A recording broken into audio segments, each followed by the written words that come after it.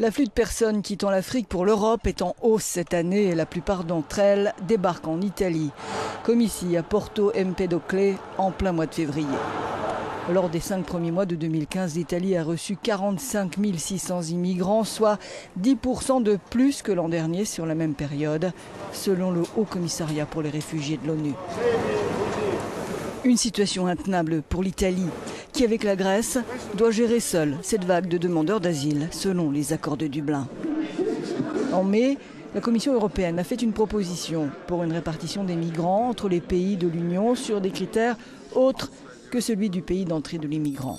Le commissaire Dimitris Avramopoulos. Nous devons partager les responsabilités tous ensemble, a-t-il martelé. Il est temps que la solidarité devienne une pratique politique. Il y a 2 semaines, ici même, je disais, il est temps de cesser de se servir du mot solidarité comme un slogan.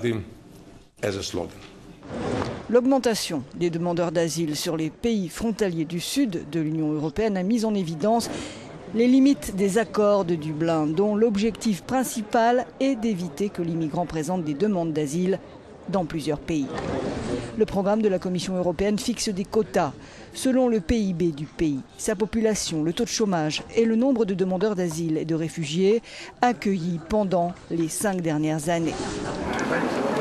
Selon ces critères, près de 50% des 40 000 réfugiés syriens et érythréens actuellement en Italie et en Grèce devraient se répartir entre l'Allemagne, la France et l'Espagne. Le Royaume-Uni, le Danemark et l'Irlande ont des exemptions en matière d'immigration.